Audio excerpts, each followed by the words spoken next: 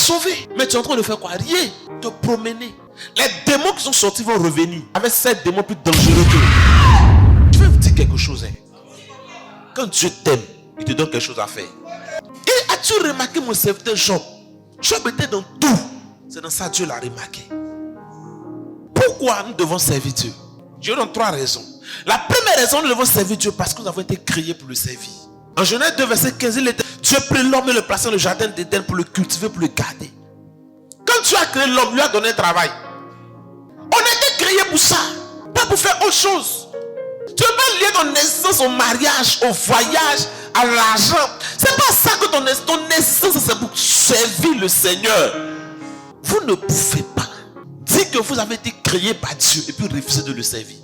La deuxième des choses, c'est que nous servons Dieu. Pourquoi nous servons Dieu? Parce qu'il nous a sauvés et nous a délivrés. Dieu ne nous a pas sauvés en vain, il nous a sauvés pour quelque chose. Tu ne pourrais te laisser dans ta prostitution là. Tu avais au moins 10 enfants, des pères différents, avec le sida en bonus. Peut-être qu'actuellement tu avais au moins 15 enfants de mères différentes, avec gono à l'appui. Mais Dieu a eu pitié. Et puis il t'a sauvé, c'est cadeau. Il t'a sauvé pour le servir. Vous pouvez être délivré et ne pas être établi. Quand on est délivré, on doit pouvoir être établi dans son héritage. Et l'établissement dans ton héritage est justifié par ton service. C'est pourquoi tout ce que Jésus a sauvé, a guéri, il lui a dit, ta foi t'a sauvé. Et après, il lui a donné une mission de service. Le fou de Gadara lui dit, va dans la Décapole, va vers ta famille, va leur parler de ce que tu as vécu. Si tu n'es pas en train de servir, tu n'es pas en train de vivre ton héritage en Christ.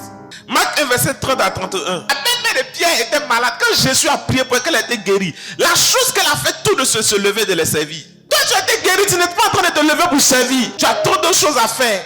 Tu as cherché mariage. Tu cherches quoi? C'est le service qui a sauvé Ézéchias de la mort 15 ans plus tôt. Le prophète est venu lui dire, Dieu dit, tu vas mourir.